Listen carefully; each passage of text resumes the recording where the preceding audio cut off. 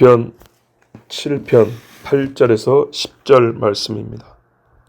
여호와께서 만민에게 심판을 행하시오니 여호와여 나의 의와 나의 성실함을 따라 나를 심판하소서. 악인의 악을 끊고 의인을 세우소서. 의로우신 하나님이 사람의 마음과 양심을 감찰하시나이다. 나의 방패는 마음이 정직한 자를 구원하시는 하나님께 있도다. 아멘. 심판. 이 말을 좋아하는 사람이 어디 있겠습니까? 많은. 이 말을 좋아하는 자 중에 대부분은 그리스도인입니다. 왜 좋아하냐 하니까 남을 죽이고 싶어서 그런 게 아니고 하나님이 그분의 의로우심을 나타내시는 방법이기 때문입니다. 하나님의 의로우심이 최종적으로 온 천하에 나타나는 그때이기 때문에 그리스도인은 심판을 좋아하고 원합니다. 개인적으로 내가 누구보다 의롭고 누구보다 잘 살았고 이런 비교가 아니고 하나님 여호와께서 만민을 심판하심으로 모든 사람이 그분 아래에 있으며 천하의 모든 인간이 다 하나님의 주권 안에 있다는 것, 이것을 보여주고 그것이 드러나는 시간이 심판이기 때문에 그리스도인이라면 이 심판을 원하고 좋아합니다. 하나님의 영광이 제일 크게 나타나는 시간입니다.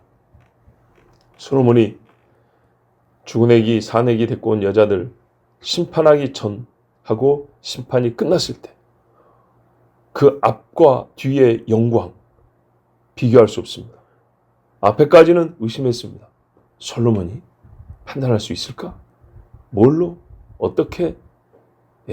저 어려운데 혹시 머리가 좋아서 피하는 수는 뛰어나지 않을까? 별의별 의심과 의문이 있었겠죠. 판단이 끝난 다음에 이스라엘 온 사람들이 솔로몬을 찬송했습니다. 솔로몬을 높이고 그 지혜를 인정했어요. 그러면서 과연 여호와께서 그에게 지혜를 주시고 이 나라를 맡기셨도다. 다 그랬어요. 천국? 지옥? 죽어봐야 알지. 예수쟁이들 하나님이 어쩌고 의로우신 하나님이 어쩌고 세상 돌아간 거 봐. 착하게 살아봐야 거렁뱅이로 살고 못된 놈들이 잘 참고 사는데 하나님이 어디 있어? 하나님이 보긴 뭘 봐. 이런다고. 얼마나 그런 사람들이 많은지 몰라요. 옛날에 진화론 답 틀리게 썼을 때 아예 안 써버렸을 때 옆에 친구들이 놀렸지. 몰랐어 다른 애들이? 알았다면 어쨌을까? 야, 너 고등학교 가는데 그거 얼마나 중요한지 알아? 대학교 가는데 별의별 소리 다 있었을 거예요. 계시록 16장 1절에서 6절. 아니, 말한 김에 더 해볼까요? 그렇게 놀렸을지 모르지만 걔들이 그러면은 나보다 더 좋은 대학교에 더 높은 점수로 대학교를 갔을까? 다 그랬을까? 아니죠. 그 인생이 대학이 다냐가 아니죠. 1차적으로 그 중학생 수준에서는 그런 게 중요할 텐데 과연 놀린 후에 자기들이 더 잘 됐냐? 아닙니다. 계시록 16장 1절에 이해해 보면 성전에서 하늘에 있는 성전이 있는데 큰 음성이 나서 하나님의 진노 7대접을 땅에 쏟으라 그랬어요. 그리고 첫째, 둘째, 셋째 짐승이 표받은 사람, 우사에 경배하는 자들 이들에게 엄청난 고통이 내리는데 뭐라 그러냐? 셋째 천사가 지금도 계시고 전에도 계셨고 시방이 사투리가 아니고 지금 전에도 계셨고 시방도 계신 거룩하신 이여 이렇게 심판하시니 의로우시도다. 최종 심판도 아니에요. 이 대접은 인나팔 대접 중에 마지막 대접인데 이건 주로 짐승에 표받은 사람한테 내리는 심판들이에요. 저희가 성도들과 선지자들의 피를 흘렸으므로 짐승의 표만 받고 매매하고 잘 사냐? 안 받은 그리스도인들을 잡아 죽였어요. 저희로 피를 마시게 하신 것이 합당하니이다. 이 왜 그러냐면 애굽에서 내렸던 것처럼 강물이 피가 되게 했던 거예요. 이게 중요합니다. 물만 못 마시게 한 게 아니었어요. 자, 애굽도 잘 생각해 보세요. 강에다가 애를 던졌어요.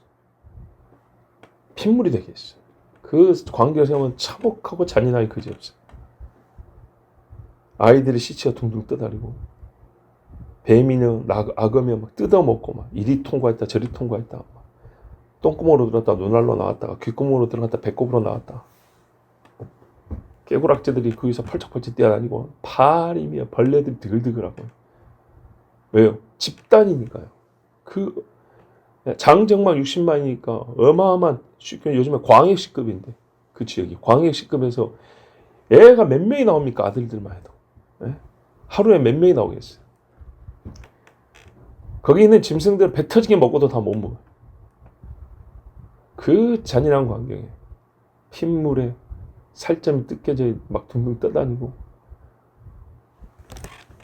그 피를 강물을 피로 만든 걸 생각할 때 뭐 애굽의 신을 심판하시고 뭐 여러 가지 좋아요. 그 의미가 뭐냐? 성경이 가르쳐주는 의미 뭐냐면요. 뿌린 대로는 말이에요. 피는 피로. 마시라고 준 강물을 핏물로 만들었으니 그 핏물 마셔봐라.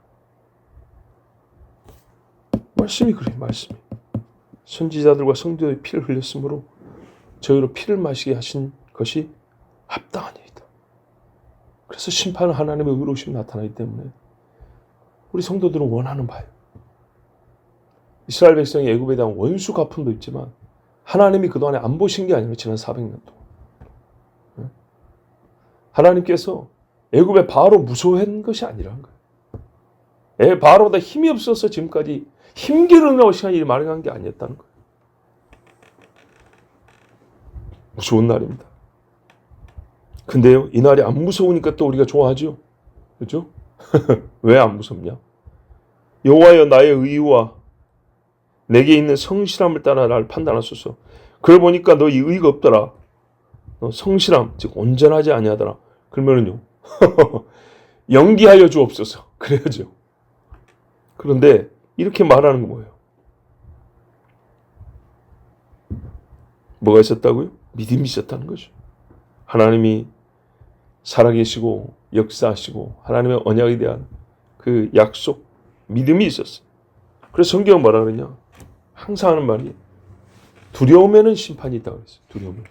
어째 하나님 앞에 두려움이냐? 이거 뭐 호랑이 보고 두려워하고 뭐 귀신 보고 귀신 말하기 싫은데요. 하여튼 풍랑을 보고 두려워 이런 문제가 아니고 하나님을 보고 두려워하면 심판이다. 어떻게 하나님을 두려워하지 않을 수 있습니까? 물론 존재적으로 피조물인 인간이 창조 주신 하나님 앞에 두려움이 있는데 그거 말고 죄 때문에 두려워하는 거예요. 죄 용서를 못 받았다는 얘기거든요. 그런데 두려움이 없다는 건요. 용서를 받았다는 얘기죠. 담대히 성소에 들어간다면서요. 그런 사람에게는 심판이 없다. 뭐가 있냐? 오히려 담대함이 있다. 성경에도 히브리서 보면 너희 담대함을 버리지 말라 그랬어요. 담대함을. 세상을 향하여서만 담대함이 아니고 하나님을 향하여서도 담대함을 버리지 말라. 믿음을 지킨 사람들이. 요한일서 4장에 하나님의 사랑이 우리 안에 나타나 거하고 보이나니 쫙 이야기가 있어요. 4장에 가면. 근데 그 뒤에 뭐라고 돼 있냐? 죄 보세요. 이로써 사랑이 우리에게 온전히 이룬 것은 우리로 심판날에 담대함을 가지게 하려 합니다. 하나님의 사랑이 우리에게 먼저 왔는데 어떻게 하세요?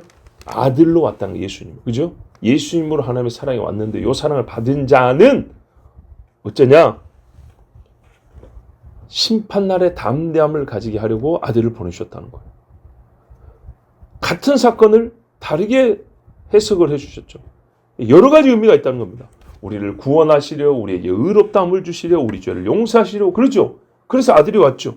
그런데 그 아들이 온 것을 다르게 또 말한다면 어떤 목적이냐?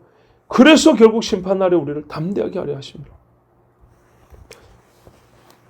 그래서 아들을 보내주셨으니 지금 이 땅 이제 사는 동안 어떻게 해야 돼요? 아들로 말미암아 그날에 담대함을 얻으려면 아들을 믿어야 되겠죠. 믿고 이제부터는 믿었으니까 또 내 마음대로 삽니다? 아니죠. 믿음으로 살아야지 계속. 성경이 이렇게 말해요. 주의 어떠하심과 같이 우리도 세상에서 그러하니라. 그렇게 살아야 된다. 사랑 안에 두려움이 없고 온전한 사랑의 두려움을 내어 쫓나니 두려움에는 형벌이 있습니다. 요 맥락이에요. 이렇게. 사랑이 계속 유지되어 있어야 한다는 거예요. 받아서 그때만 사랑받았고 그걸로 형벌을 이기는 게 아니고 받은 때로부터 하나님 앞에 갈 때까지 그게 계속 있어야 된다는 거죠. 부부간에도 결혼식 할 때까지 사랑하고 신혼여행 갔다 와서부터 이제 내 마음대로 살면 되냐? 아니죠. 그때는 우리가 뭘 부정해요? 사랑 아니다고 말을 하잖아요. 부부의 약속을 깼다 그러잖아요. 신뢰할 수 없다 그러잖아요. 사랑은 순간적인 게 아니잖아요. 사랑하지 않았던 일을 사랑으로 시작했으면 끝까지. 이게 진짜 사랑이라고. 두려움에는 형벌이 있습니다. 두려워하는 자는 사랑 안에서 온전히 이루지 못하느니라. 두려움이 있다 이 말은 그 사람 가짜다 이렇게 말하고 있어요. 자, 그래서 하나님을 어떻게 해요? 두려워하는 만큼 사랑한다 했을 때 그 영화로우심과 거룩하심 앞에 두려워 떨므로 내 죄를 고백하고 이 죄를 용서해 주신 하나님 사랑하고 그래서 이제 형벌에 대한 두려움이 없어요. 예, 두려움 두 가지 종류입니다. 예, 형벌에 대한 두려움이 없어요. 계속 내가 하나님 사랑하니까. 보세요. 이 여인이 와서 이렇게 밥 먹을 때 와서 눈물로 내 발을 씻고 향유를 머리에 부은 것은 저의 사랑함이 많음이라. 그랬어요. 악인의 악을 끊고 9절에 의인을 세우소서 의로우신 하나님이 사람의 심장을 감찰하시나이다. 의인의 바람은 이거예요. 의로우신 하나님이 이 땅에서 사악한 자들을 끝나게 해 주십시오. 아까 처음에는 뭐 남이 죽은 걸 좋아해서가 아니에요. 악이 없는 세상을 바라는 거죠. 악이 없는 세상. 그리고 의인들을 확고히 세워주셨어. 여러분 착한 일하면 원래 상 받는 거잖아요. 근데 그래갖고 상 받는 경우는 극히 드물고요. 이 세상에서도요. 악인들이 의인을 괴롭게 하고 자기들의 이득을 취하는 일이 횟수로 보면 훨씬 많아요. 그래서 하나님께 구하는 거예요. 왜 하나님께요? 하나님만 이 일을 원하세요. 엄밀히 말해서 인간은 자기에게 이득되는 걸 원하지 의를 원하는 게 아니에요. 네. 내가 도둑질했지만 내가 감옥에 안 가는 걸 원하는 거죠. 네. 이게 인간이에요. 근데 하나님은요. 의를 원하시는 유일한 분이고 그 일을 이룰 수 있는 유일한 능력이 있기 때문에 하나님께 구합니다. 사람도 그런 사람들이 있더라고요. 정말 의를 위해 싸우는 사람이 있더라고요. 근데 문제는 그 사람이 의를 위해 싸우는데 힘이 약하고 판단을 하려고 하는데 정확히 알지 못하는 것이 또 많아요. 뜻은 알겠는데 뭘 알아야지. 남이 한 거를 다 누가 내가 이렇습니다 저렇습니까 말해 줍니까? 지 유리한 것만 말하고 불리한 건 말 안 하는데 그거를 가지고 판단을 해야 되니 얼마나 힘들겠어요? 불완전하겠어요? 아무리 좋은 마음을 갖고 판단하려고 해도 온전할 수가 없어요. 네. 죄값도 이 정도면 적당하겠지 하지만 그게 정확히 균형을 맞냐? 그것도 자신할 수 없어요. 근데 하나님은요. 저울을 달아본다 그랬어요. 0.00001g도 차이가 없어요. 정확하게 땅 떨어지게 합니다. 사람의 중심을 시험하여 보시고 정확히 달아보시기 때문에 하나님은 판단하시고 또 그럴 수 있는 능력이 있고요. 이를 원하시는 하나님. 그래서 하나님께 구하는 겁니다.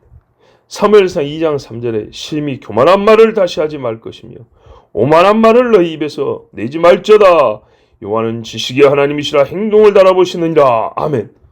이 말 누가 할까요? 할게요. 한나. 야, 그죠? 한나 젊은 여인, 아기를 못 낳고 시간이 갔으니까 조금 나이 든 여인이라 할지라도 하나님을 아는 사람에서는요 이렇게 위대한 말이 나온다니까. 여호와는 지식이 하나님이라. 이 지식도 사람으로 하면 뭐 학교 다니면서 배웠다 그런 게 아니죠. 하나님은 처음부터 다 알고 계세요. 그래서 사람의 행동을 다는 저울은 없거든요, 세상에. 아무리 법정 앞에 무슨 뭐 저울 달아봐야 이거는 그냥 조각물일 뿐이고, 근데 하나님은 정확히 달아봅니다. 욥기 31장 6절에 하나님께서 나를 공평한 저울에 달아보시고 그가 나의 온전함을 아시기를 바라노라. 욥이 이렇게 말했어요. 욥이 말입니다. 친구들보다 의롭더라고요. 예. 우리 인간적으로 볼 때는 굉장히 밥맛이잖아요. 지 잘났다고 지만 옳다고 하는데, 근데 우리가 이거 인정해야 돼요.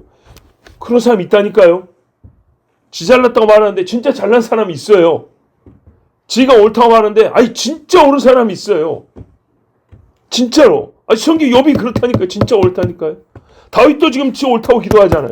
진짜 옳다니까요. 이런 사람이 있어요. 근데 이게 앞뒤가 맞는 게요. 그래야 담대하죠. 그렇지 않습니까? 담대함은요. 죄 없음에서 나오는 거예요. 인식만 게 실제 사실이 그래야 돼요.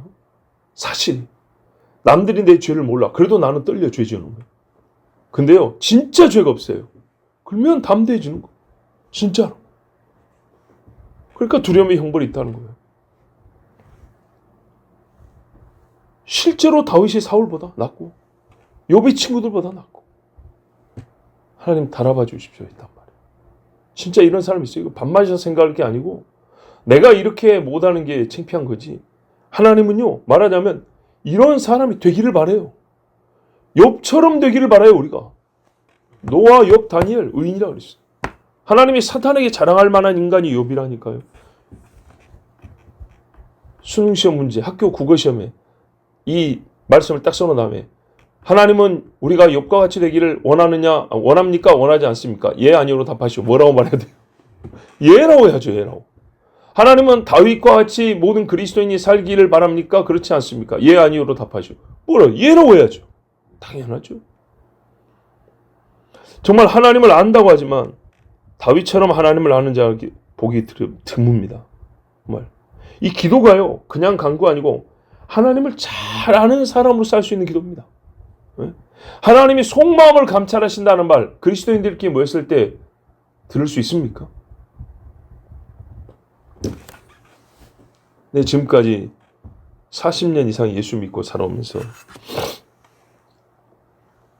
많은 그리스도인들의 모임을 경험해봤고 만나봤는데 뭐 앞뒤 없이 그냥 만나자마자 하나님은 사람의 마음을 감찰하십니다. 이것도 이상한데 어느 정도 우리 신앙 이야기를 하면서 사람의 행위와 삶에 대해서 얘기할 때 이때쯤이면 하나님이 어떤 분인가가 나올 법한 그런 상황과 맥락에서 하나님 이야기하지 아니하고 또 하나님 이야기를 하더라도 하나님은 사람의 마음을 감찰하시는 분입니다. 그러므로 우리가 하나님 앞에 숨길 수 없고 하나님 앞에 나의 죄와 생각을 다 고백하고 자복하고 이렇게 하나님 앞에 아뢰어야 합니다. 정도로 말을 할 법한 상황인데 그런 상황을 싹 피해가거나 아니면은 그런 말을 할 생각도 없거나 그게 뭔지도 모르는 그리스도인을 만나는 게 90%라고 해도 과언이 아니에요. 성경의 언어가 다윗이 특별히 책을 쓰라고 만들어낸 개념이나 용어가 아니고 일상용어라고. 일상용어. 회화. 일상회화예요. 그런데 우리 그리스도인의 삶에서 일상회화로 성경의 말이 쓰이는 경우가 거의 없다는 겁니다. 굉장히 배경을 잘 조성해 놨을 때 막 이제 그룹 스터디로서 막 성경 몇 절을 놓고 막 굉장히 은혜 받은 걸 나눠야 되는 그런 환경에서 또 막 엄청난 대강사가 막 외치는 그런 상황에서 몇 사람이 은혜 받은 걸 호응해주는 그렇지 이 호응해주는 그 분위기에 맞춰주는 그런 입장에서는 비슷한 말이 나오지만 정말 일상에서 소위 부담 없는 상황에서 자연스럽게 나오냐? 안 나와요. 안 나와. 들을 수가 없어요. 이렇게 말하는 사람을 정말 만나기 어려워요. 나의 방패는 마음이 정직하지 않을 구원하시는 하나님께 있도다. 예. 여러분, 만약에 9절이 아니라면 어떻게 10절을 구별할 수 있어요? 사람의 심장을 감찰하시는 속을 보시는 하나님이 아니라면 어떻게 의인이라는 사람이 하나님을 방패로 삼을 수 있냐고요. 왜요? 다른 인간처럼 속을 모르는데 하나님이 내 편이 되어줄지 남의 편이 되어줄지 어떻게 알아요? 뇌물을 좋아하시는 이라면 가난한 나의 편은 절대 되어주지 않을 것이고, 그러나 행동을 달아보시고 속을 보시는 하나님이니까 다윗, 나는 항상 하나님이 방패인 거예요. 요새요. 피할 바위요. 야, 요새를 보니까 이번에 제가 유럽 가서 보니까 헬라 세계의 특징은 그 도시에 제일 높은 데다가 성을 쌓는 거예요. 제일 높은 데다가. 거기에 신전이라는 것도 있는데, 어제 말 잘못했구나. 헬라의 3대 특징이 뭐냐면 신전이 있다는 거. 그리고 저 꼭대기에다가 요새를 쌓는다는 거. 대개 근데 이게 같이 있기도 해요. 그리고 극장이 있다는 것. 근데요, 가는 데마다 저 꼭대기에다가 신전을 세워놨고 꼭대기에다가 성을 쌓아놨어요. 왜 그러냐? 전쟁할 때 피하려고, 그리고 자기가 믿는 신한테 구하려고. 이 두 가지 때문이에요. 자기가 믿는 신에게 나아가서 빌겠다. 그리고 전쟁 때 우리는 안전하겠다. 다윗이 그랬다. 여호와는 나의 요새시오. 어디 있다는 거예요? 하나님이 최후의 보루라는 얘기죠. 그 요새처럼 저 꼭대기에서. 근데 이게 얼마나 위험하냐면 뚫리면 도망갈 데가 없는 데가 요새인 거예요. 그렇죠? 뭐 하늘로 비행기 타고 날아가겠어요? 거기서 점프해 내리겠어요? 하나님밖에 없다. 마지막 보루이자 나의 최후의 방어지.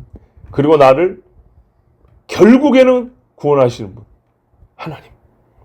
의인이 아니라면 어떻게 이렇게 하나님을 표현하고 그렇게 믿는다고 말할 수 있냐 이 말이죠.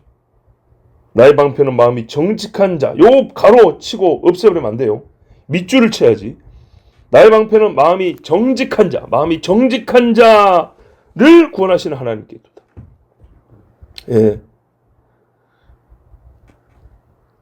좋은 이미지만 하나님을 그릴 것이 아니고 실제로 심판하시는 하나님이시기 때문에 우리는 진짜 위로와 힘을 얻습니다.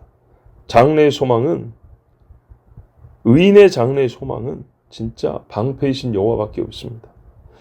여러분, 물이 없는 곳에 나무를 심어봐야 자라지 못하고 죽어버리듯이 심판하지 아니하는 하나님께는요, 의인이 가까이 가봐야 피하에 숨을 데가 없어요.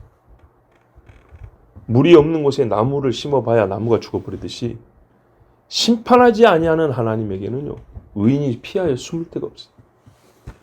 물이 있는 곳에 나무를 심으면 잘 자라죠. 심판하시는 하나님이시니까 의인이 그 하나님께 피하고 구원을 얻는 거예요. 심판하시는 하나님, 의로우신 재판장이시로다. 절대 잊으면 안 돼요.